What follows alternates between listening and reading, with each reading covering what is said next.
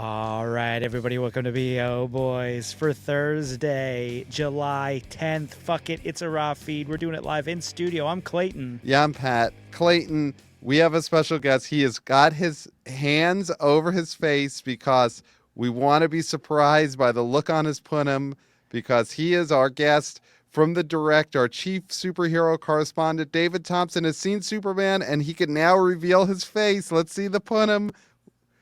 He's smiling. He loves it. He's pumping his fists and smiling. And he's got the Superman hat. David, welcome back to the BO Boys. I am guessing that James Gunn's Superman satisfied you in every way. Is that what happened here? Is this why your punim is so smiley right now? Yes, I would say in pretty much every way I was satisfied by James Gunn's Superman. Thanks for having me, guys. It's a pleasure being here as always.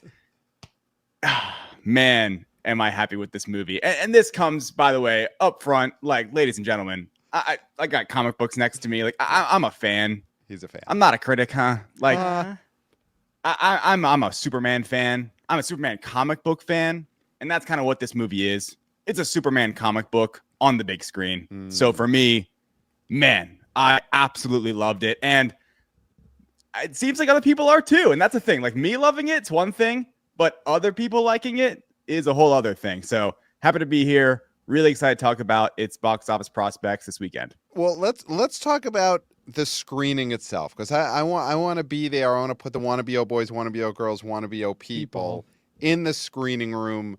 What was it like? And what was the makeup of the crowd? Was it all comic book super fans and bloggers and website editors? Were there actual Joe Lunchpails and Susie Crochets in the room? What was the screening of Superman like? It was like kind of probably what you initially said, where there's like the press section and then like the plus ones. So like for me, I brought me and my wife and she was excited for it, but there's a lot of like that kind of thing where like there's like the person that's with media or whatever, and then like their plus ones that fills up a whole section. And then, a good bit of cosplayers, they were out there, they're out in the streets. I had my Superman shirt on. I didn't have I wasn't doing the full cosplay thing. But some cosplayers, a lot. I would say like demographically, it wasn't a very young demographic, which I think is going to be a lot different than like this weekend, for instance, like starting Thursday night.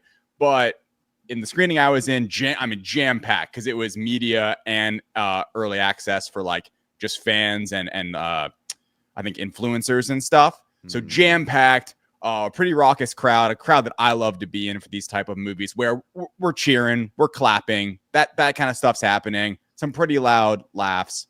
And like it was a great time. Felt bad. I always feel bad for those. It was at IMAX. I always feel bad for those that are like stuck in the front row. I'm like, I would just skip the movie. Like I'd be good. I'd be like, I'll see it another time. Right. Except for when Superman says eyes up here, then finally they're like, okay, great. I'm already looking straight up anyway. This one works for me. Everything else doesn't work, but eyes up here, that's where my eyes have been the whole time, front row.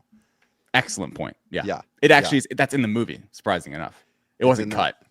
It wasn't cut. That feels like a very trailery moment, because especially he says it in the trailer and then they put an IMAX logo over the footage. So, Clayton, would you have wanted to be at this raucous screening filled with people in cosplay watching Superman? Yeah, I mean, listen, people can like what they like. I like when people like what they like. I think that's definitely a way to see the movie. The problem with that is it can get caught up in the hype, right? So, we saw this, with Jeff Bach, Exhibit Relations Co. at CinemaCon 2024. With The Flash. He got pumped up with hype. Yeah. Liquid hype that was pumped into the air vents. So I think that Pat and I are seeing this on Friday night. Friday night. IMAX. So it's going to be. You're seeing it. I am seeing it because I got. I don't want to say roped into it, because I got slightly bullied, but then I think convinced to see it, because I do think the more reviews that come in, the more sort of talk about this, and the fact that it's such a question mark it does feel like I need to see this movie in order to have any understanding as to why it totally overperforms. It does fine. It underperforms. I just need to know. I need to see this movie because we heard such bad reviews before, anybody really saw it. And then you're seeing now more people seeing it, and now there's better reviews. So there seems to be two camps, which I don't know what's going on there. I don't know who's the party that is being obstinate to this movie. Well, Well, David, what were some of your worries heading into this screening, and what was alleviated when you finally saw the movie? What were you most concerned about before you went in? Yeah, so for me, like you can see on the trailers, like for a movie called Superman, there's a ton of characters. Like just it's James Gunn just can't help himself with not doing an ensemble, and it is an ensemble. But I will say, so that was my biggest concern going in. The movie, and James Gunn's talked a lot before this movie. He's probably talked a little bit too much in terms of interviews, but like he has said that the movie at the end of the day, when these concerns have been brought up, he said that Corenswet, Brosnahan, and Holt, those characters, Clark, Lois, and Lex, are at the heart of the story. They're the main characters. And that's correct. Like that's a thing where like walking out of it, I'm like, yeah, he was right. Especially Superman, of course. Like he really, and in a way, and I'm curious what you guys, ultimately think, like in a way, because there's these other metahumans, like other heroes and stuff, it just almost elevates Superman. They're almost there to make Superman look better in some instances. And so the lameness of Guy Gardner helps burnish Superman's credibility. Right. Yeah. Okay. That's a good idea then, to do that. Have some really lame characters around him. So you say, man, Superman really is pretty great, because look at him compared to Guy Gardner. Yeah, I mean, there's an element to that, okay. and I honestly, I will say, like one of my if I were to critique some parts of the movie, first off, like I'm sure like you guys are gonna definitely notice this, whips by. It's only 2 hours, which I think might help box office wise. But it just flies. Like no pun intended, but it just moves so quickly the entire time. At least for me personally, where I'm kind of we've gotten used to these even comic book movies being standard 2 hours, 20 minutes.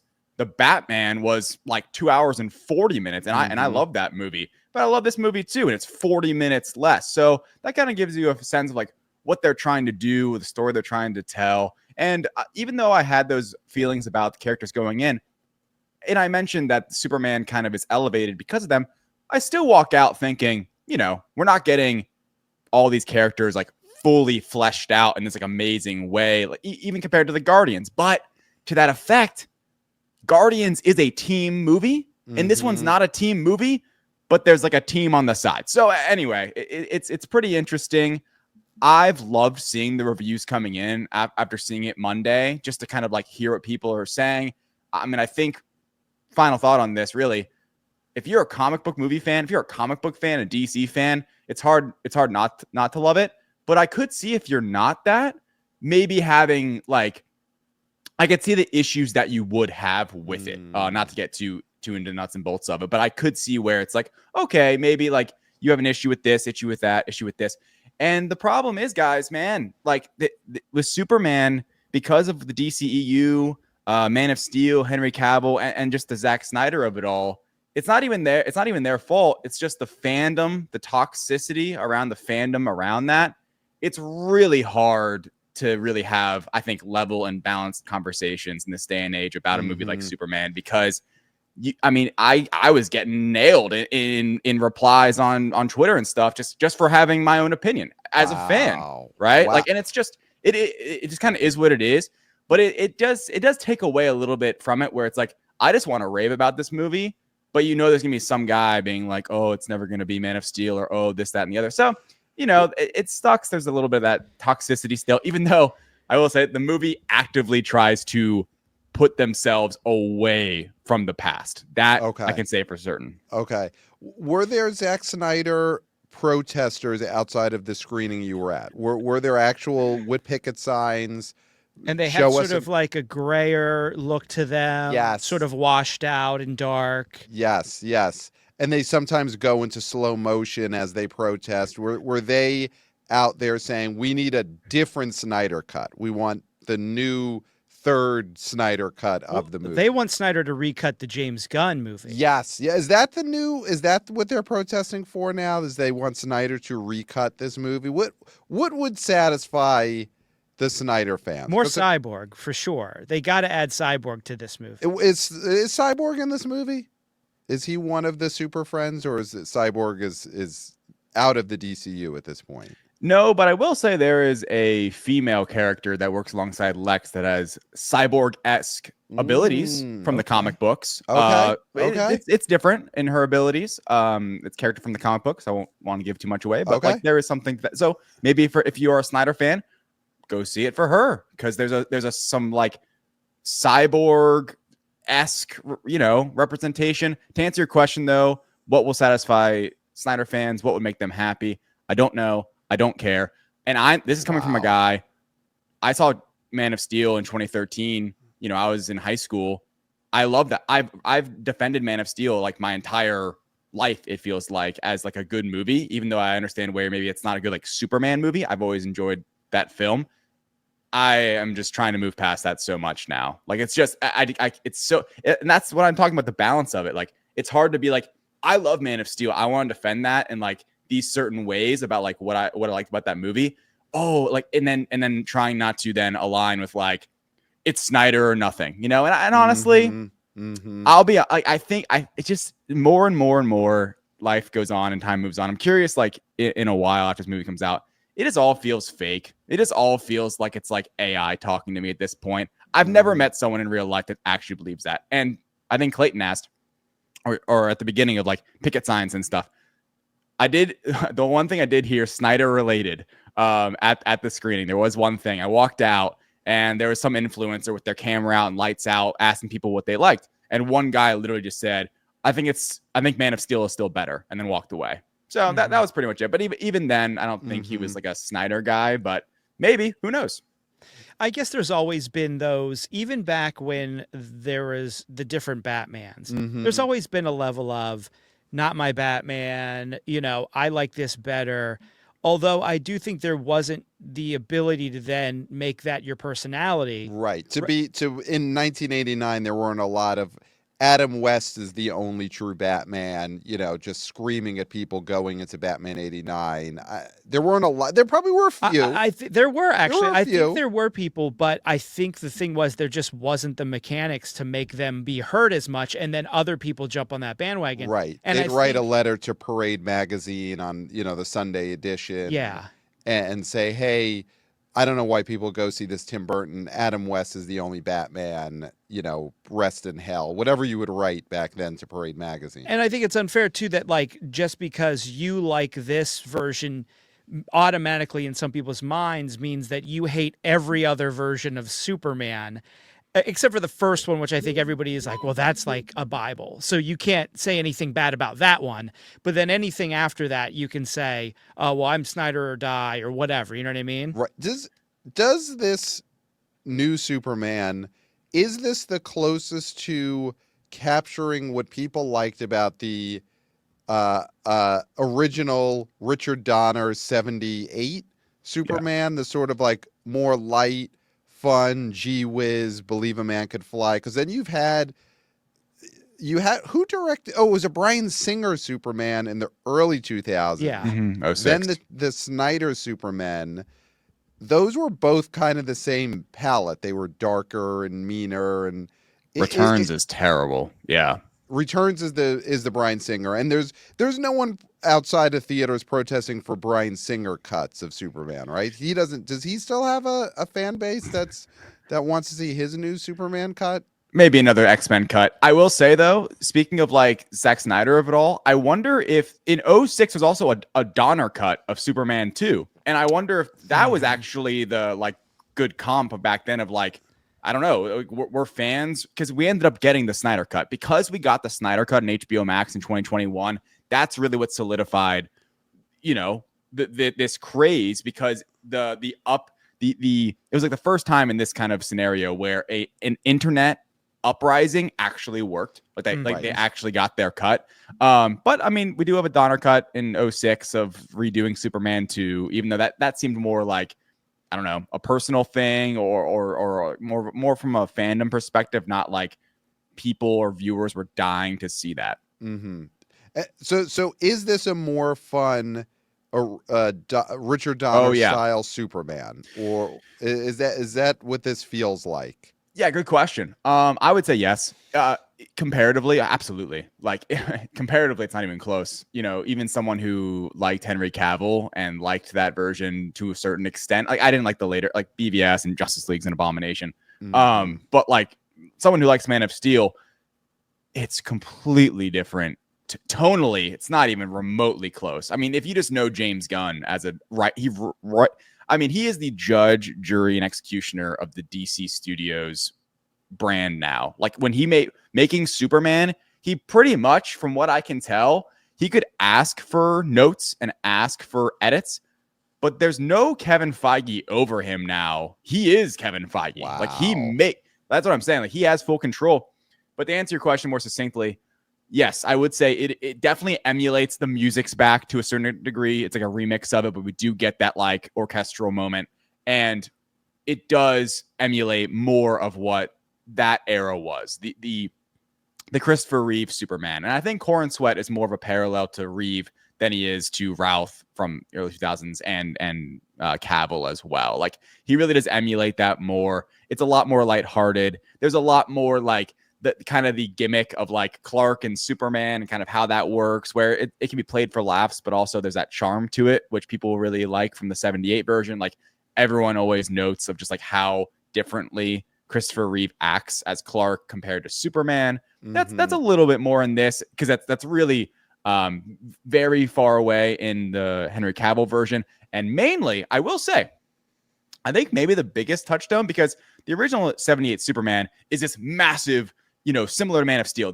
It's this huge origin story. We're on Krypton. Marlon Brando's there saying Krypton. There's all this craziness happening. It takes an hour to get to Superman. This movie, boom, Superman's there. So it really jumps into it. So in like the framing of it, it's a lot different. But yeah, I guess in style, it is. And the last thing I'll say on that, Lois and Clark in this movie is amazing. It's electric. You want more of it. I walk out like, oh my gosh, like I wish we gotten more of that. It's so good because Cavill and Amy Adams didn't have much chemistry. I didn't think at all. Like it was very forced. Amy Adams was a good Lois Lane in the sense of like she was an independent journalist that like she wasn't like the damsel in distress.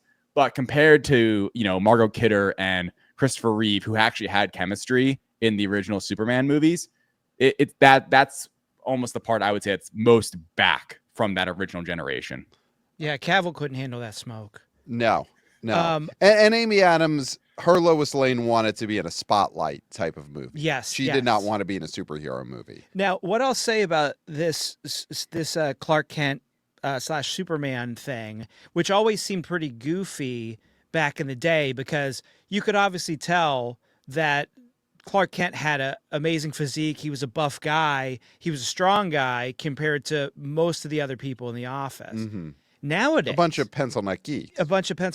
But here's the rub, and this is what I think. I haven't thought about this until right now when David Thompson prompted me. The reason why I think Superman would work so well nowadays is because your Bazinga Bros, your pencil neck geeks, your internet billionaires are getting buff, right? So like even geeks are going to the gym. Everyone's and lifting doing CrossFit. Weights. Everybody's lifting weights. Yep. So you wouldn't, if you saw Clark Kent and he was super ripped, but he was fumbling over a desk, nowadays you would just be like, that's an unathletic person who goes to the gym. Yes. And so that is a great cover. Now, as long as you don't do the heat vision or, blow something so hard that it, flies out the window, you could cover yourself as a dweeb if you're Superman.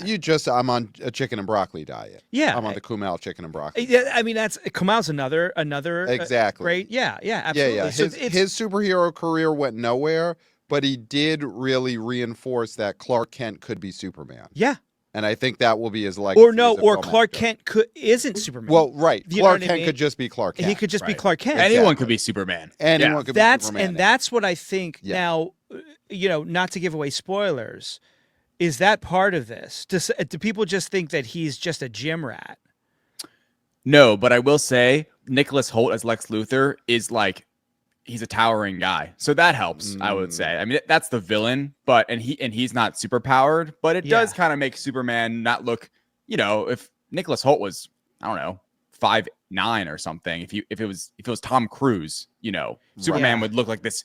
He would be the kaiju, right? Right. But right. he stands up next to Nicholas Hoult, and it's like, I know you have superpowers, buddy, but like you're looking this guy straight in the eye. So that part, I appreciate that Lex is not. His villainy is all brains and just envy and stuff.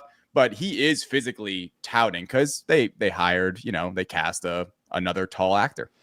Well, and modern day evil billionaire Lex Luthor would also be a low level MMA fighter. That's just how it is now. Lex Luthor would be challenging the Joker to an MMA undercard pay-per-view event. Is Jesse Eisenberg already training for that, you guys think?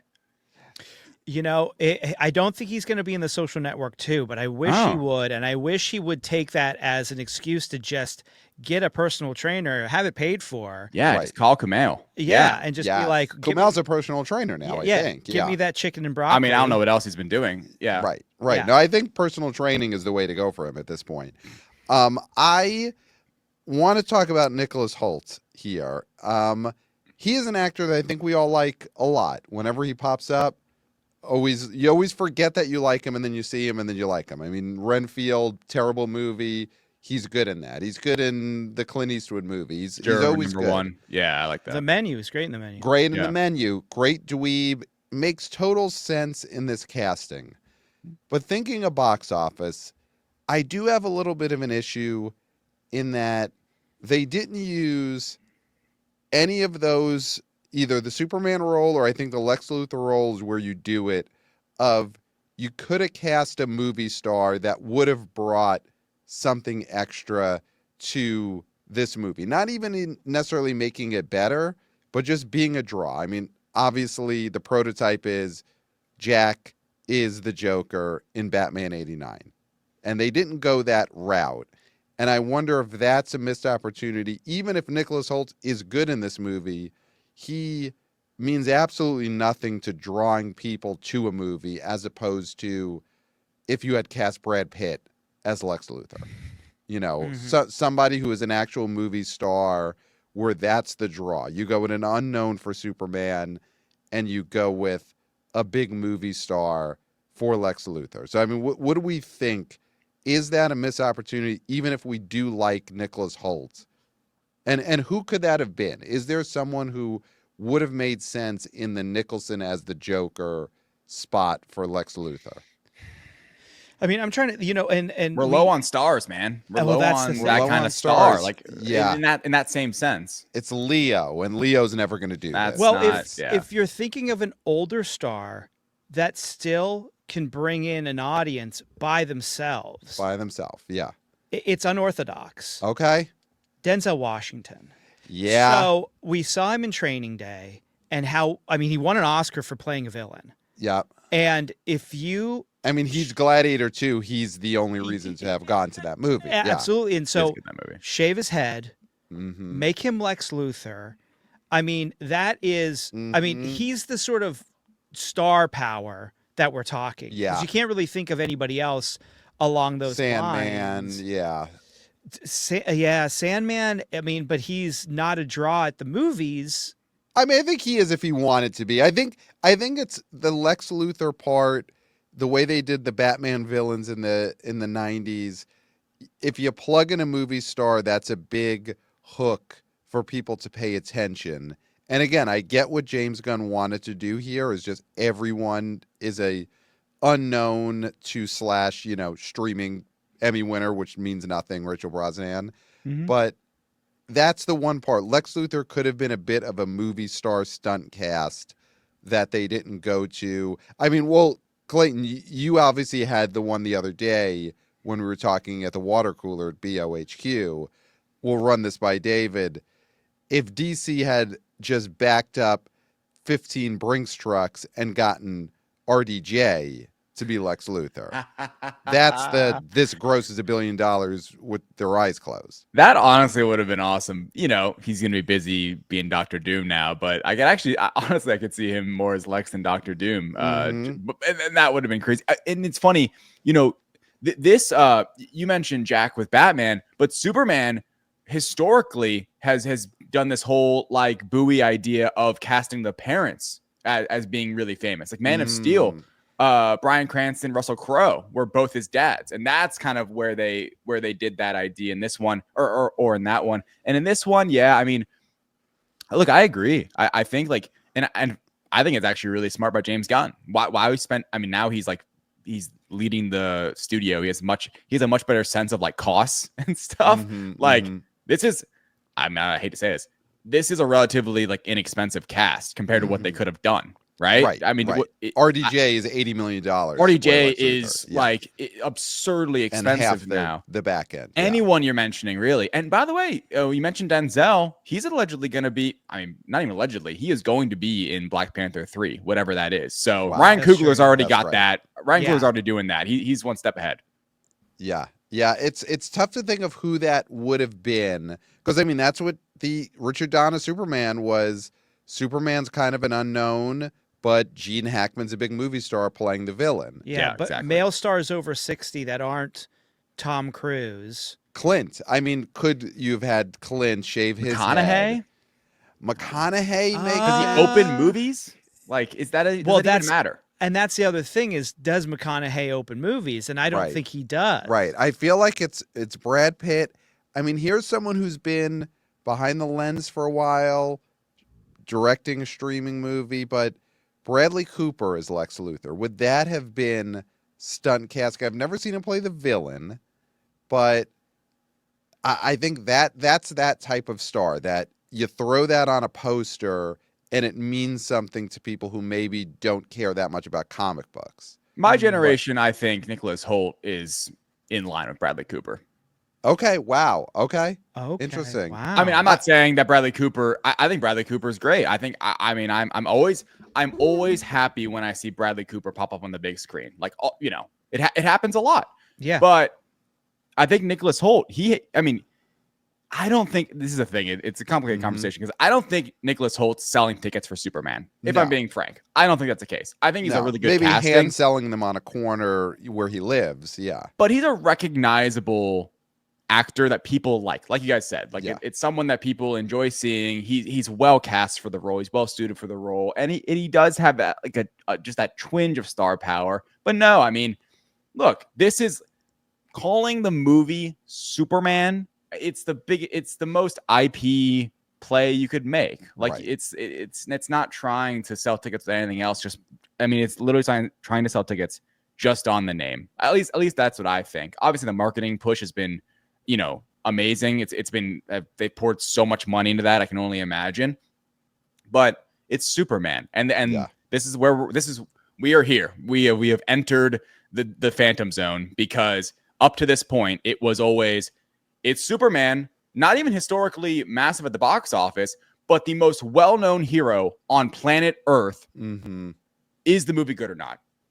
Do people want to go see this movie? And here we are. I love the movie. I'm still not sure what's going to happen this weekend. I still really am not like, I don't know what other people are thinking. You know, it's been a long time. I mean, in my lifetime, there's never been a Superman movie that everyone really in a real way gets behind. You know, like there was tons of hype for Batman versus Superman, but even then that was different. That was just, I mean, that was that you couldn't have squeezed more just IP out of something if you wanted to. Dawn of Justice. Ugh. Yeah, and David, I mean, neither of us were alive when the original Superman came out, so you were close. I was close. Yeah. We actually haven't lived in a world where a Superman movie has been regarded as a huge hit and a great movie. No, like not even in our lifetime. We were alive for the sequels that I don't think anyone really likes the Christopher Reeve sequel movies, right? I mean, Definitely like not 3 and 2. 4, Yeah, and 3 maybe and they 4. like 2. Which one is Richard Pryor 3? He's 3. Okay, and that's the one where Superman gets locked in a like Pong video game. Is that what happens in one scene? Or I feel like I remember Richard Pryor having a joystick and shooting at Superman. Well, he's controlling a drone, I think. He's controlling a drone. Okay, but it's Yeah. not that Superman gets trapped in the Mario Brothers. Not that I remember. Yeah.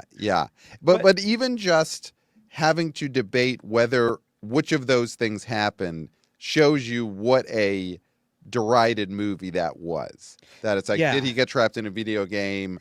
Is Richard Pryor basically playing a video game screen shooting drones at Superman? It's like, none of that sounds good. Well, and one of them happened. And here's the thing about Superman, as he's recognizable for sure. Yes. Like people know Superman. Blue suit. The red underoos. Yes. The S. The S. People the cape. know the S. Yes. But here's the thing, and this was brought up. I was on Reddit. Mm-hmm. I'll admit it. I was on Reddit, and somebody brought up a point that actually had me thinking. Oh wow! And now, David, you are wearing a Superman cap. You said you were wearing your Superman shirt, which they are definitely out there, and people have them. But when you in the wild, do you see that many Superman shirts and hats? Actually, what I see a lot of, Deadpool, right? You see a lot of the Deadpool merch. Yeah. You see Wolverine now because of the Deadpool movie. Yeah. You see Green Lantern, you see Flash, you see Spider-Man everywhere, you see the Captain America shield.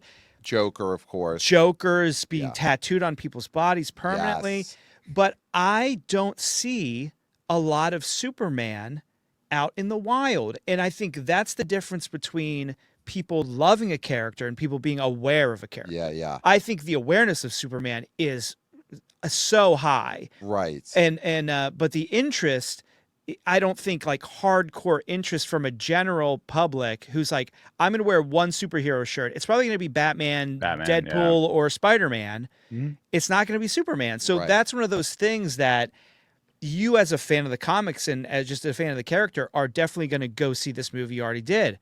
But is the general public going to see this movie? Right. I think it speaks to the question earlier of like, does it emulate 78 Superman? Or even just, that's the thing. It's people, I recently rewatched, I rewatched like pretty much all the Superman movies besides the 3 and 4 in the 80s. And, 78 Superman, it's not what a lot of people, I think, how they talk about it, quite frankly. There are moments that feel like magic, you have, you've got me, who's got you? Like things like that, like classic moments. Classic. It's the feeling though of those movies I think people want emulated, and like that's what people want to see because, for how much I like Man of Steel, that specific kind of like feeling, that Superman feeling that Richard Donner was able to do, that's not really present there. And I think that's what people want out of this character and what James Gunn partially was going for, while also being very much so like in the modern day, coming off of the Guardians trilogy and the Suicide Squad and having all this other kind of like these other ideas with him. So it's interesting to me because I somewhat agree. Like in DC fandom, I mean, I'm a bigger Batman fan than I am Superman. Batman's the best. He's such a great character. And he's also been having so much success for the last 40 years or whatever. Like there's been so many good Batman stories, either in comics or on the big screen. And Superman hasn't gotten that. I do think there is a group of fans though, like myself included, where it's like, I've always liked Superman. I can see where he obviously gets hit with like the boring, like the uninteresting kind of, just stereotypes, I guess. Cause it does make sense compared to a character like, for me, Spider-Man, the best, and then a Batman, and then go down the list of everyone else that people really enjoy. So when it comes to what people want, for me, it's like, I want Superman to get his shot at being a good superhero movie, because I feel like out of the big heroes that we've gotten, Superman's always gotten the short end of the stick to a certain extent, especially with, you said, the general audiences. Like, I feel like it's not until now that people are going to be able to be like, oh, I really like Superman. Like I really like this character. And honestly, it's funny with like the shirts and the merch and stuff. Superman to me, it represents in a big way like being younger, and you have like the very generic superhero Superman like shirts and stuff. And then you get old and you're like, ooh, Wolverine, oh, Batman, ooh, and then you're in the Deadpool. You know, like I was 18 when Deadpool came out, the first one. Perfect age for that movie to come out, right? You're like, at your snarkiest. You want to break the fourth wall in real life. I'm dying to see R-rated movies in theaters. Yeah. Like, it's so it's just funny. And now we're going back to this. We're going back to a character that says like, good gosh, and like, golly, and like, what the hey. And it's like, there's a charm to it. At least I think. And it'll be interesting. Does he say yippee? Or is that...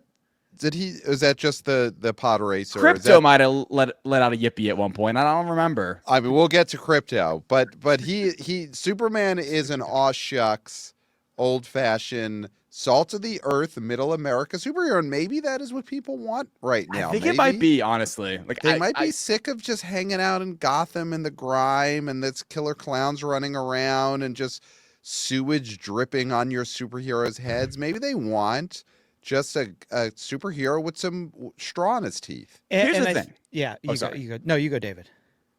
Last time I was on the podcast, what were we talking about? Thunderbolts, right? Mm-hmm. A movie that's, I think, really good, but it's about the word depression.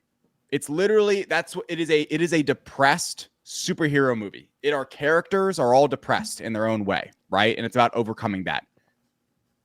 Maybe that's not, I mean, it obviously didn't perform that great. Maybe that's not what people want to sign up for. And that is the opposite of Superman. No one knows what the Thunderbolts are. No one even knows what the New Avengers are still, because no one went and saw that movie. So now it's like, I don't know what people want, because people will always want Batman. That's the thing. Always. People will always want Batman, always want Spider-Man. I'm one of them. But I do think bouncing off of kind of like sad boy Henry Cavill, like some people want to make it out to be, like just the very serious performance of Henry Cavill as Superman.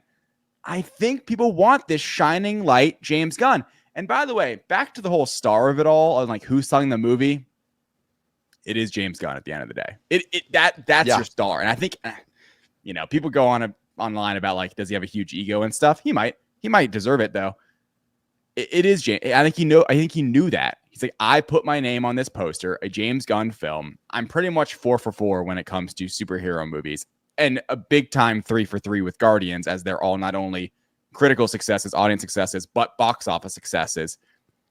I think that's the direction they went.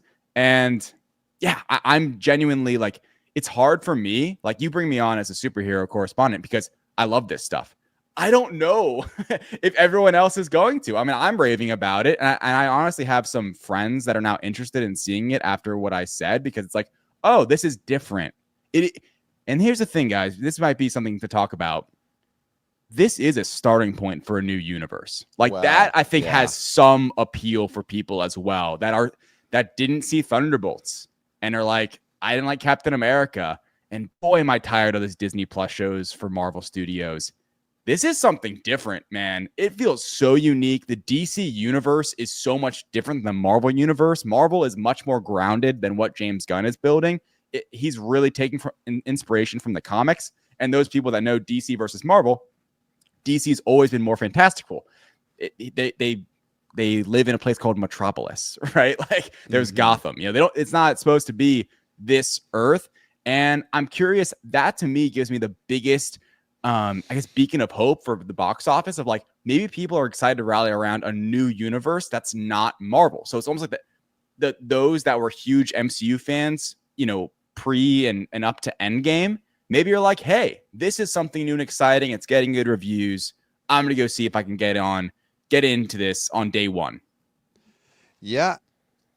So Guardians, those are all hits. Everyone loved them. James Gunn is bringing that notoriety to this. Does Superman give people what fans of Guardians of the Galaxy would have wanted from another James Gunn movie? How close is this Superman to those movies? Are we getting the quips? Are we getting the needle drops? I mean, are we going to get a mixtape out of this Superman movie? People love the Guardians mixtapes. What do you think the Guardians fans are going to think about the Superman? Oh, they're gonna love it. Yeah, They're gonna love it. That's if, huge. if you're a James Gunn, if you're a James Gunn fan, which not everyone is, people that have even seen Guardians movies aren't like wouldn't say like, oh, James Gunn's my favorite, but they might though. Still, like, but if you're a James Gunn fan, I mean, this is a movie written by James Gunn. You can, for me at least, at this point, you can tell when a movie's written by James Gunn. Like there's a million jokes in this movie. Like there is a water hose of jokes in this movie that like you would, I mean, especially in like the Man of Steel era, you would never see. There's no jokes in that movie practically at all. This one is full of them. And there's a lot of characters. So yeah, I think if you're a Guardians fan, absolutely. That's probably honestly, or if you're a James Gunn fan, like that's probably the biggest, the easiest audience to capture. Because if you like James Gunn's style and you like his writing, this is him untamed. He has no, I mean, like I said, like he is judge, jury, and executioner of DC Studios. He can do whatever he wants, and he lets loose, and he is bold, man. Like the movie is, in my opinion, it's not safe. Like, and that's kind of cool because it could have been a bit safer. And I think the way he ended up structuring it and the pacing of it, like I said, is like really fast, really like just like flies by. He really didn't have to do that, but he had a vision for the movie and just went for it. So, yeah, I think if you're a fan of the Guardians movies, you're definitely going to be excited. I mean, it's totally different than the Guardians in the sense of like it's not this team.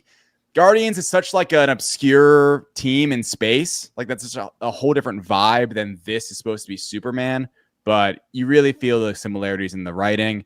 And I will reveal, yeah, there are a couple of needle drops, indeed. Yes. One specifically. I mean, do we get the strokes? Is there a last night needle drop while Superman is not flying? gonna. I'm okay. Don't tell me. I'm just saying there is one that. But when the movie, or sorry, not the movie, when the music came to an end, my audience cheered. It was a great time. Okay. This is gonna be the strokes. It's got to be. Wow. This has got to be it. So, you mentioned Lois and Clark. And Clayton, I'll ask you, who is your Lois and Clark? Oh, Teri Hatcher and Dean Cain. Teri Hatcher and Dean Cain. They're, I think, even more, and as great as Christopher Reeves and Margot Kidder were together, Dean Cain and Teri Hatcher, they are the Lois and Clark, the romance that we all remember. Where do you put David Corenswet and Rachel Brosnahan in relation to our generation's Lois and Clark, Teri Hatcher and Dean Cain? And also, did that mean anything to you? Were you the Lois and Clark fan? The ABC show from the 90s, right? That would have been the 90s. Early 90s. I think he Googled it. Yeah, I was making sure I had the Dean Cain part right because I know the look and I know the Superman suit. I've never seen a solitary episode of that show. Seen it. I mean that show. I will say that show was real and it was spectacular. Oh yes. Yeah. People like my podcast co-host Matt Remke. He's a big Smallville fan. Like that's his vibe. It is kind of funny. Like there is a lot of love for Superman on TV. Even the new Superman and Lois show. Like people like that a lot. I never got into that. I'm not a big box office man. I'm not a big TV guy. I love movies. Like it's funny. We rank stuff like Marvel for like the TVs versus movie, and I'm like, I like them kind of the same. I'm always gonna go movie over. Like I deduct points for being a TV show. Yes. Too much time, man. Like let me go out to a theater, biggest screen possible, 2 hours, 2.5 hours. Give me a movie. It's just it's what I prefer so much. And you know, it's kind of a takeaway for this new DCU thing. They're doing a lot of TV. Which Marvel's now going to be pulling back from a lot. And I want these studios, personally, I want them to focus on the movies, man. Yes. Just give me a movie slate. I don't need an everything and everybody slate. Just give me a movie slate. Yeah, do a Peacemaker movie. It proved itself on TV. Now let it graduate to the majors, which is movies. I'm doing a Clayface movie. Yeah, I mean, but they're doing a Lanterns TV show and a Clayface movie. And to me, it feels like those things should be swapped, if anything. Mm-hmm. You know? So who is going to be the breakout star from this movie? If this movie is successful and it's going to break one of these three leads, who comes out of here with the most juice? Brosnahan, David Corenswet, or Nicholas Hoult? Corenswet, easy. Wow. I think from TV, people already knew Brosnahan a little bit more. She's also great, but I mean, without no shock here, he has the most to do, and he does I think he does a great job. He's a great Superman, and I've been I've been riding the bandwagon since day one. So I definitely think it'll be David Corenswet, and I don't know what else he does after this. This is a superhero movie. Like, I'm not sure he's necessarily signing up for like, oh, I'm gonna be Superman, and then I'm gonna start opening my own movies, and they're gonna be big hits. I think he's just he'll do other films, and he'll be more notable. But I think really box office wise, I think it'll be when he's connected to Superman in the future that'll really like give the juice. I'm not expecting him to use this to then start opening like. It's not like, Glenn Powell being in Maverick and then all of a sudden now he gets to go kind of do his own thing. I think it's going to be when he is Superman, people are going to be seated. Okay, but he's not going to play a lawyer in a movie that opens to $18 million. Those movies don't get made. But, I mean, maybe he has the juice to get one of them made. He's playing a football player in his next movie. Okay. Yeah. I like that. Yeah, that's a good spot for someone having played Superman, then you play the real life biopic of an NFL player. Is he playing Bill Romanowski? Oh, that would Is there a Bill Romanowski film coming out? That I could see that. Well, you're from Pittsburgh. Do you want to see a Ben Roethlisberger biopic where David Corenswet just plays everything that Ben Roethlisberger has been through and done? That would get pretty dark. I probably would not want to see a number 7 film now. Okay. But that's a good role for a Superman. Go play some athlete biopics. Yeah. Play Greg Maddux in a biopic, something like that. So Rachel Brosnahan, she's won Emmys, but it's a streaming show, so she's going back to TV. She's going back to TV. She's doing Presumed Innocent season 2. Okay. I mean, so there you go. It feels like, because I've heard good things about her in this, that she's someone who could have maybe taken advantage, but if she's going right back to Streamo, then it's just, you're not going to get anything out of it. It really, I mean, I genuinely like Corenswet's going to try. He's going to be in more stuff, but I think it's Nicholas Hoult. And then these actors are going to come back to DC and play their role, and it's going to be great, and people are going to maybe love them. And this has happened in Marvel too, where people can't really shake off the MCU-ness, and they're great in their role, and they can't really do much outside of it. But, it happens. And there are a lot. I mean, Nathan Fillion, like, big-time TV actor right now. Right. Isabella Merced, big-time TV actress right now. So yeah, I am disappointed Brosnahan's doing the TV thing next. I would have liked to see her do something else, but Nicholas Hoult keeps getting roles, man. Yeah, I feel like he's getting offered so many different interesting roles, interesting takes, and I'm excited to see what he keeps being in. Crypto the Super Doge. Yeah, what's he going to do after this? Do you think he's going to be a lawyer in a movie? Oh, yeah. What is he the breakout? Because that was Air Bud remake. I mean, it's IP, and it's been a while. Could Crypto the Super Doge be the lead in an Air Bud remake? Listen, they're rebooting Indiana Jones. Why not reboot Air Bud? You got this new dog star. People were a little iffy about the Superman movie when the original trailers were so heavily focused on the dog. Now that you've seen the movie, what is the ratio of dog to not dog? Is the dog in the appropriate amount? Is it still too much dog? Is Crypto the Super Doge a breakout dog? Is he a Spuds Mackenzie for our generation? By the way, before I answer that, go back to, I remember Matt Bellany on The Town. Shout out, Matt. He brought up the crypto thing like so early on. And I remember that I feel like is what really like drove a lot of the conversation of like, I hear this movie's all about a dog. It's not. He's in the movie. Like I think we said it today on our review that's dropping tomorrow. Like, I think that Crypto is used perfectly. Wow. He does not, it's not Superman and Crypto. That's not the name of the movie. He's this like sidekick sort of, but really he's just this dog that Superman's like fostering at the time. And he's just kind of like around and he's great. I think he's played for some laughs, of course.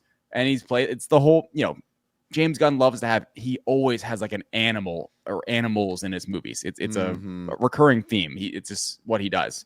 He's got a big heart for animals. You know, the Crypto is based on his real life dog.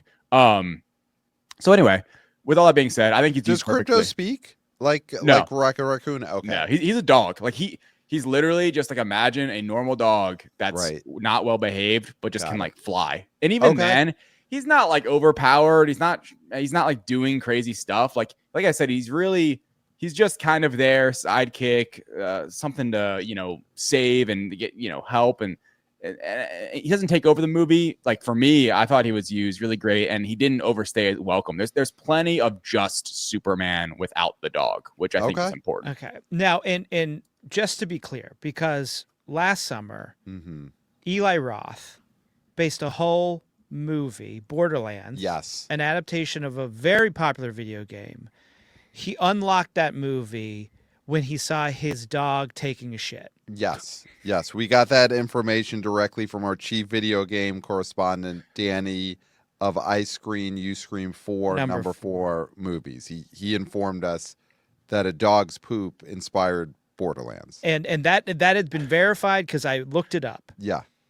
But when you say that James Gunn was influenced by his own dog, there is no dog shitting scene in this movie. Correct? I can't remember, but I don't think so. Okay. I feel like you would have remembered that, but who knows? There was so much. I mean, it flies by. You will believe a movie can fly by, according to David Thompson. It's true. So I think maybe it could have just been so quick. That you see and the dog is flying, so it just drops out, and like you have to. It's an Easter egg. Yeah. So Matt Bellany then apparently has now been debunked by our chief superhero correspondent. I love that. Well, some of these actors who have podcasts, they really don't do a lot of research. Yeah. Because they're flying by the seat of their pants. They're too busy acting, and you know they're like memorizing scripts. Yeah. So he's like, oh yeah. The movies, it's just the dog is in it more than Superman. Yeah. I got to get to set. I got to go act. Yeah. So he's memorizing his sides while he's interviewing James Gunn. Yeah. So thank you for debunking Matt Bellany here. It is not a movie about a dog. It is a movie that has a dog in some small doses. So, just quickly, the buzz is feeling good, right? It turned a corner. We were hearing a lot of bad things. Yeah, but it seems like that was mostly just false information from Matt Bellany. So now that people have actually seen the movie and are able to debunk him, and he liked it. Did you guys hear that? The podcast, I think today. Well, he said he liked it now because he wants to be cast in the second one. Yeah, because David Zaslav asked him how he liked the movie. Right. Yeah, he's angling. He wants to play Mentalo. Okay. He's like Jason Blum. Maybe I can get. Yeah. He's like, I can get ripped. I could play Doomsday. Yeah, I could get on the chicken and broccoli. Could you see Matt Bellany? I mean, could you see Matt Bellany playing Doomsday, David? Listen, anything's possible now. Anything's possible. And you know, once again, maybe an inexpensive hire for James Gunn. Oh, yeah. Right. I'm not going to get Leo. I'll get Matt Bellany instead. Yeah. So it does seem like the buzz is good out there. There's not the worst case scenario where this movie got bad reviews, because that would have been some superhero movies or in a different time or review proof. Yeah. If this movie had come out and was a stinker, then this is a full-on disaster. This podcast would have ended 25 minutes ago. I would have been out of here, man. That would have been rough. It's 85% on Rotten Tomato as of now. I think that is a hard won 85, because there was a time where I think a lot of critics were on the superhero Marvel train. Yeah. Where they were like, anything they put out is great. Yeah. And that turned. And they never loved DC movies ever. Like critically, those were never loved. None of the Snyder movies were really loved. I mean, the Dark Knights, movies, but course, I feel like those are such a separate animal because you got Nolan and you got Bale. I think that the fact that this is getting 85% after superhero fatigue and after the bloom is off the rose for Marvel is impressive. Yeah, because if this was at 70, 65, I'd be like, ooh, that's not going to get people in. I think the fact that it's in the 80s is going to get the people who are thinking that this movie is going to be terrible over to, I might see this. Yes. Mm-hmm. Yeah. Yeah. I think that the average person now feels safe with this movie in a way that if the reviews were bad, they would have just felt like, nope, not going to go see another one of these. But I feel like everything that's come out has given an air of just, you could feel safe going to see this. You'll have a good time. Worst case is you'll think it's fun.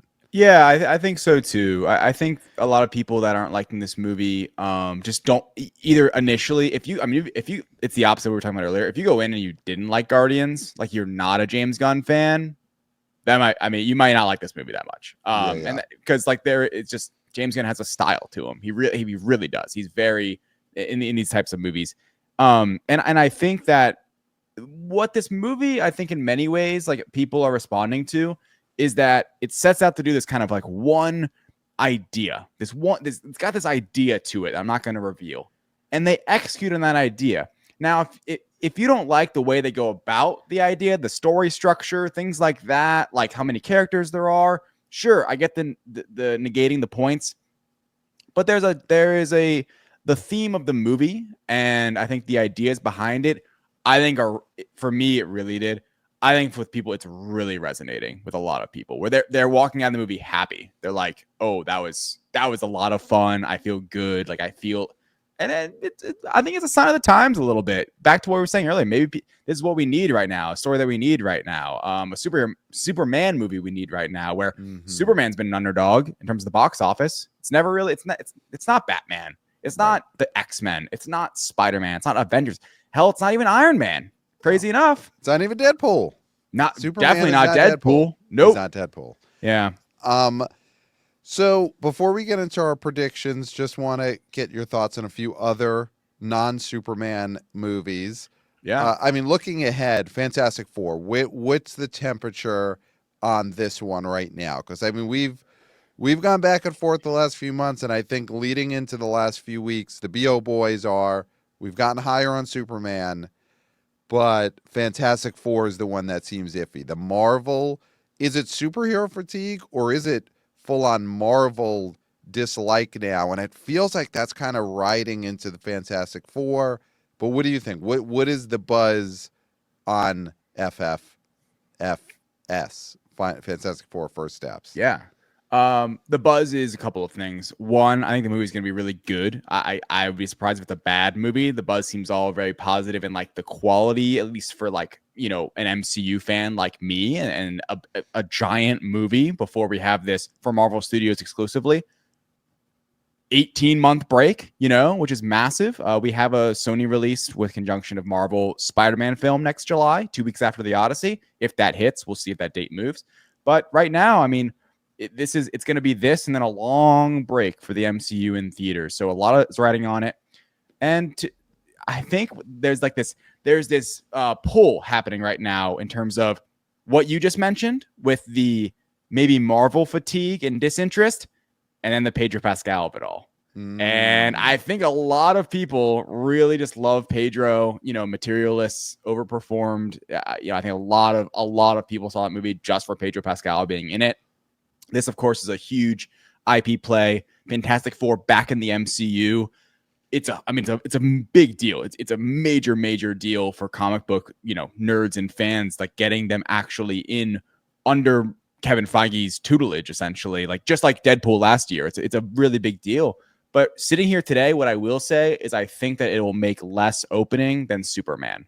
I think there is less immediate interest than there will. And curiosity, I think, is the big thing. We've seen Fantastic Four, and people my generation likes that first Fantastic Four movie in 2005. You know, there is something to that. Superman, a lot of people have just not really been there for it and not really enjoyed it. So I think the immediate curiosity will be higher for Superman, but I expect it to be a good movie in terms of all of that. But I could see where, I mean, that it's crazy because Thunderbolts really did wake me up in a way of like, I was surprised that a movie like Thunderbolts that got really good reviews, better than Superman reviews, right? On Rotten Tomatoes, for it. Like, I think it's in like the 90s or higher in the 80s or whatever. It didn't click like that. I mean, not only like back in the day would Marvel films not even have to be that good to get big box office, but if it was well reviewed, everyone was going. Not with Thunderbolts. So that's, I think that by far is the biggest, thing they have to deal with Fantastic Four. And the other thing is, you look, man, it's exciting. This July is so awesome at box office wise with Jurassic and Superman and even Smurfs and, Fantastic Four. But will people be theatered out by Fantastic Four? I don't know. Like a lot of people saw Jurassic World. A lot of people probably are going to go see Superman. And now the final one here is Fantastic Four. So we'll see. It is the summer. It's got a great release date. It's 2 weeks after Superman at least. But the only thing I would go out and say is I think it right now will open to less than Superman. Wow. I would agree with that too. I mean, but it's a lot of blue. Like there's a lot of blue this July. You've got Superman wears blue. You've got the Fantastic Four. Their costumes are blue, and especially the palette in the trailer. It reads Pedro Pascal's wearing that light blue sweater. Then you got these Smurfs. They're all blue. They're all blue. There ain't no Smurf that ain't blue that I know of. Now, David, what is your relationship with the Smurfs? Like, do you have any relationship with? I mean, we grew up with the Saturday morning cartoon. Yes, yeah. Papa Smurf was our papa. Yeah. There was the two movies, the one that did really well, and the other one the second one that bombed. Right. Both with Neil Patrick Harris. And those were we were too old to see those and had no interest. It would have been illegal. Yeah. Yeah.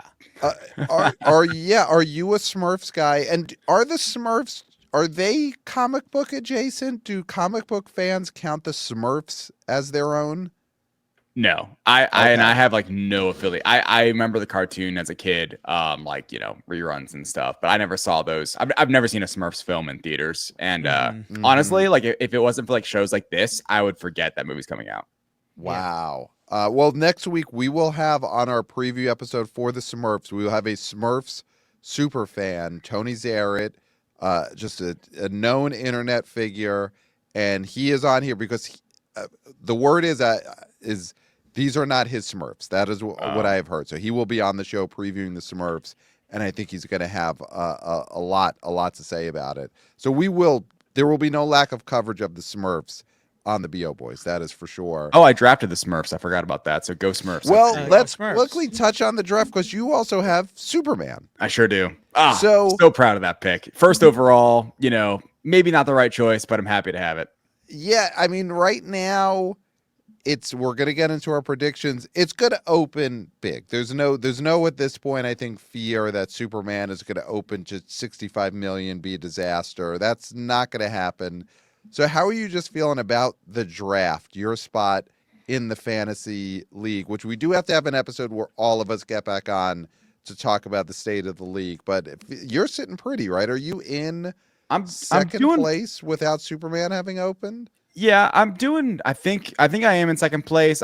Someone on Twitter had sent me, or someone pointed out to me that someone's like keeping updated with the stats. So shout out to them. I forget his name. It is. I think it's Brandon, a Twitter user named Brandon, has been the one keeping all of the stats this year. God. He's been killing it on Twitter. And it's at this point it's very hard to do anything useful on Twitter X, but Brandon is one of the few who's making use Pat, of it. You're the one in the prime spot though, I'm pretty sure. You had Minecraft. Boom. Yeah. And now you have Fantastic Four. And I think you have a few others coming up. And I've got Weapons and Freak Your Friday. Also on the way. Yeah. No, Love I've got pick.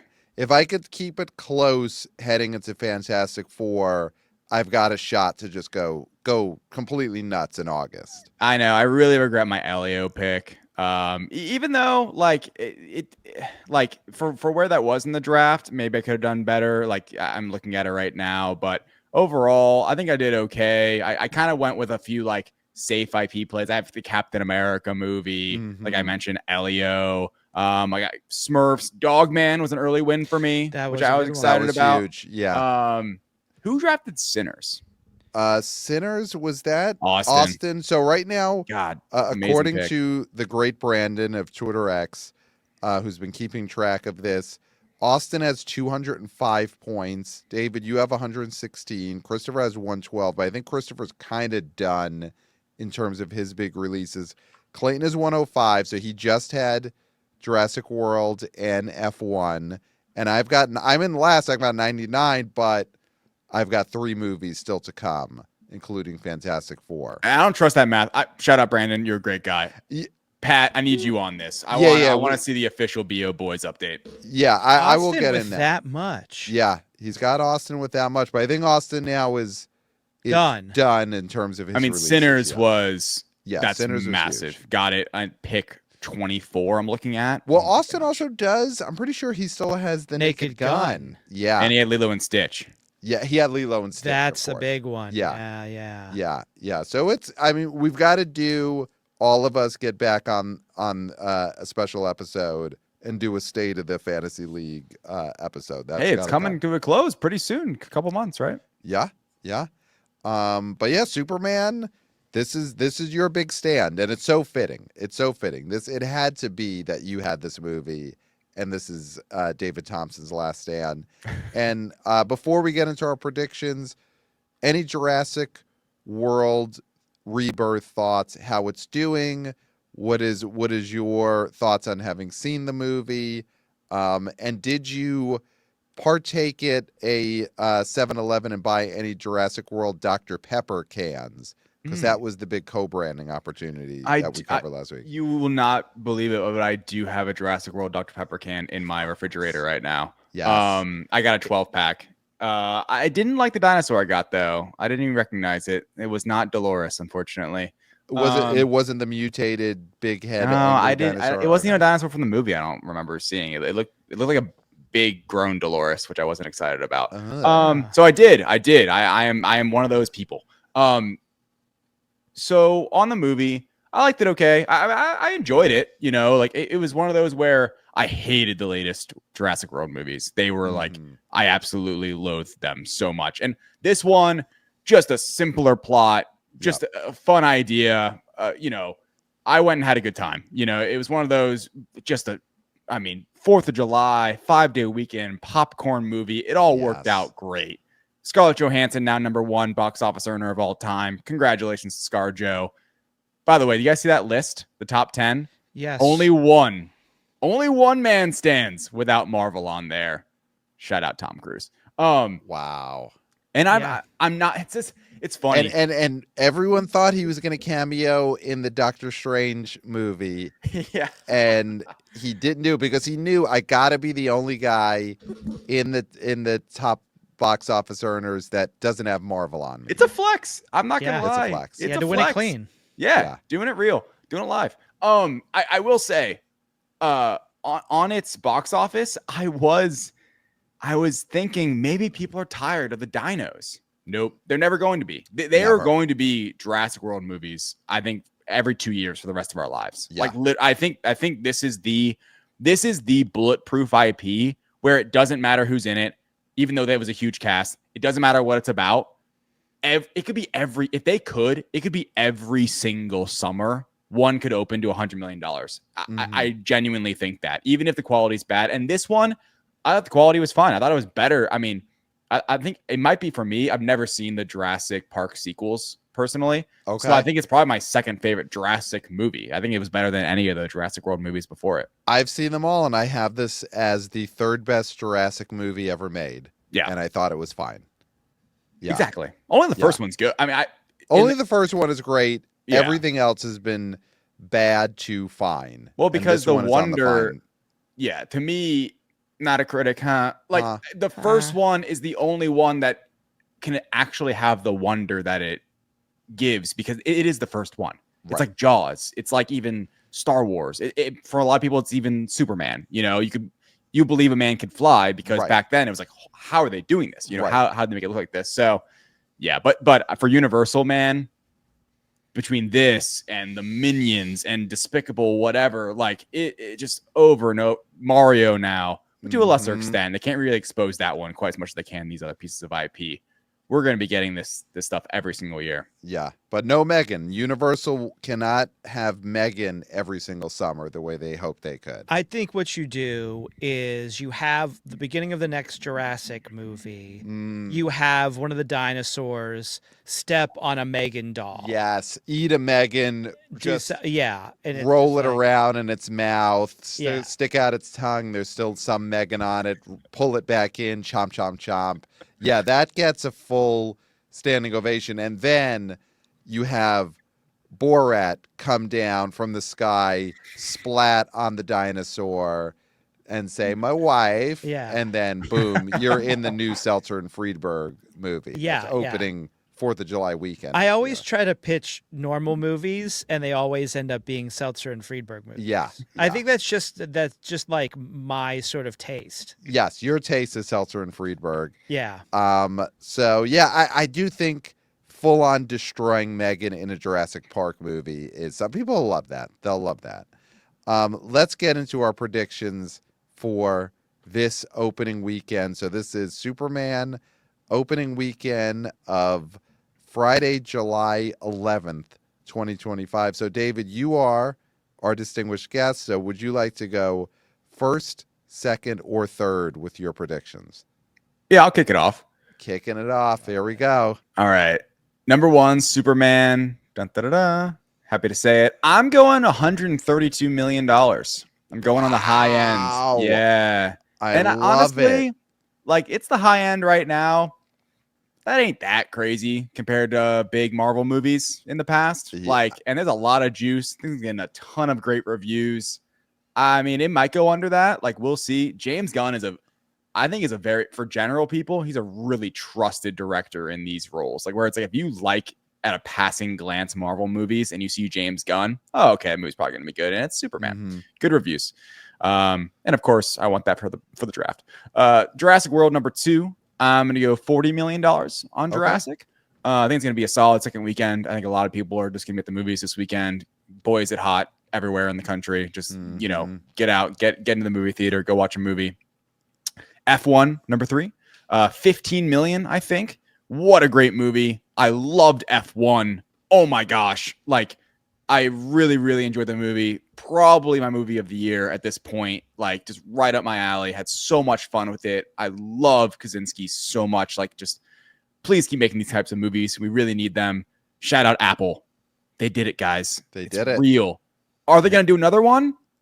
That's the question. That's all you guys. You guys are, you're piling on the bus and trying to get it in theaters. But you got it. And I know something like The Lost Bus isn't directly the Directs type of movie, but we need everyone to join in. We got to get Crapple TV Plus to give The Lost Bus a true full theatrical release, not just 2 weeks and 5 theaters for Oscar qualifying. Don't do It's a movie star with his hand on a steering wheel movie. Get it into 3,000 theaters, full release. So whatever weight the direct.com could put behind that campaign, we'd all appreciate it. We got to get The Lost Bus to a full theatrical release. Get on the bus. Get on the bus. Yes. You got it. If anyone should say that, of course it should be us. Yeah. Yes. Gosh. Number 4, How to Train Your Dragon. I'm gonna go. I didn't do money for these ones. $7 million. Okay, that's not probably fair. I think it's still in a good amount of theaters. I love the animated movies. That's like one of my favorite franchises. Obviously now it's like, I think globally it's now the biggest, highest earning movie in that franchise. Number 5. Back into the top 5, Lilo and Stitch. That's where I was going to. That little alien, he's back, man. Outdoing Elio. What an L for Elio. That Lilo and Stitch, and it's like millionth week is gonna outgross it, and I'm fully convinced it will. Money dollar amount wise, I don't know. What is like 4 million ish? Maybe probably less than that. I don't remember what it was last week, but I think it sneaks back into the top 5. I really do. I think it's in similar theaters this week as Elio, amazingly enough. Probably less. I would hope, I would imagine.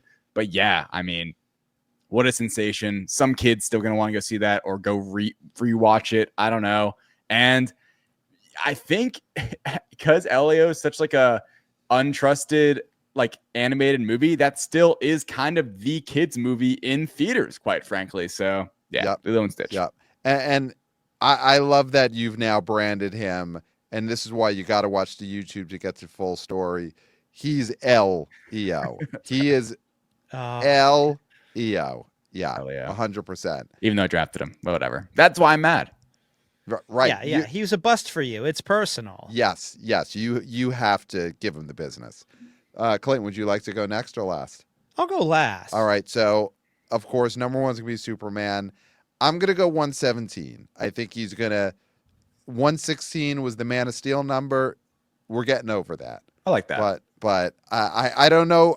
I believe, but I don't know if I believe a man could fly as high as you think, David. But I hope he gets there. So number one. Number two is going to be Jurassic World. Yeah, it'll make around 40, 45, something like that. Number three is F1. This is the one that, man, this one is going to get hurt, I think, the hardest by Superman. Because that's going to be a lot of audience overlap. So F1 made 25 million last weekend. I think it's going to make like 12, 13. I think this is going to get really hit hard by Superman coming out and taking all those IMAXs. Yeah. Number four, How to Train. And yeah, I think number five, it's got to be Lilo and Stitch, because it ain't going to be 28 years later. It ain't going to be Megan. And Elio, yeah, it's going to be Lilo and Stitch number five. So, Clayton, what do you got? What is your Superman number? That's the big one. Yeah, I think everybody's been pretty modest with it, because I do think that's I think this movie is going to have legs, because it's got the critical praise, but I don't think that brings the general audience to something that they maybe don't want to see. I think it's going to be viewers who don't normally see these kind of movies who go to it and then say it's great. Like, I think that's the thing. I think just like F1, like, this is going to rely a lot on word of mouth. And I don't think the word of mouth is you can't trust the word of mouth yet, because the movie hasn't come out. The general audience hasn't seen it. And anybody who's seen some of the previews, I think, are just so hyped up, because it's exciting to see something before it comes out. You're just going to always, or if you hate it, you're just going to say it sucks and that's it. Yeah. So I'm surprised you went as low as you did. Okay. Because that's around where I was going to go. I was going to go around like the 113, 115 area. So where are you going? And I think I'm going to go 115, which is a little bit higher than you, but it's not any great I said shakes. 117. You went to 117. Oh, okay. I'm sorry. I said because 116 was the Man of Steel number. I think it just gets over that. Okay, well then I'll say 113, because that's sort of where I was feeling it. Yeah. And I'm going to say 113, number one. Number two, I think the dinos, obviously, that's a slam dunk. I think the top four is basically a slam dunk. You got Jurassic, then you've got F1, and then you got How to Train. Yep. The big question is 5. Yeah. And Lilo and Stitch, and then Pat, what did you say? I said Lilo. That's too? what I think too. Yeah. I mean, it's got to be that or Elio. I think Megan and 28 Days Later are totally dead. Do you think 28 years later is dead? Yeah. And I think that'll lose a lot of theaters for Superman. Yeah. I mean, Megan's going to lose everything. Again, Megan's going to be just playing in basements of movie theaters. Yeah. Megan's not even. If you end up in a screening room for Megan this weekend, you have been tricked and you are in danger. Yes. Yeah. Call for help if you find yourself in a chair watching Megan this weekend, because that is a trap. This is now only a trap movie. Now, Elio, I'm just going to say it. Poor Elio. I was rooting for this kid. You are, It's the one Pixar movie. I mean, I haven't seen it. I don't know anything about it, but I started to get sad about him and how beat up he's getting. So, I'm going to say 5. I don't think it's going to happen, but I'm just not going to, I don't want to go with the Lilo and Stitch Yeah. party. Yeah. I mean, I like Lilo and Stitch. I love Stitch, but I'm going to go with Elio. Just give Okay. the guy a win. Okay. All right. Great. So, David, anything that you want to plug to the Wannabe O Boys, Wannabe O Girls, Wannabe O people? Yeah, so Direct Podcast, we have a new podcast feed tomorrow, Thursday when this is coming out. We're gonna have a bunch of stuff going on over there, so check out, just follow me on Twitter, X, David Thompson with 2 A's in the David. Coming out soon. Superman review, of course. It's been a very long time coming for that podcast, and it's a really, really fun time. Great review. Obviously we dive into spoilers eventually, so once you've seen the movie, I would definitely recommend checking that out. We're also doing an MCU Phase 5 in review and grades. Spoilers, Phase 5 of the MCU, because it's now over with Ironheart being done. Not the best, not gonna lie. But yeah, the Direct Podcast, universes you love. Check out all that stuff. And like I said, follow me over on Twitter X. That's kind of where I'm most active in terms of especially about the box office and just generally sharing my thoughts and all that good stuff. And hey guys, thanks a lot. A lot of fun. I will be boots in the ground in San Diego Comic-Con for Fantastic Four. Well, David, then me and you are gonna get a nosh together or drink or possibly go see Fantastic Four together. Yes. Because I will also be boots on the ground, San Diego Comic-Con. Of course, I'm working it.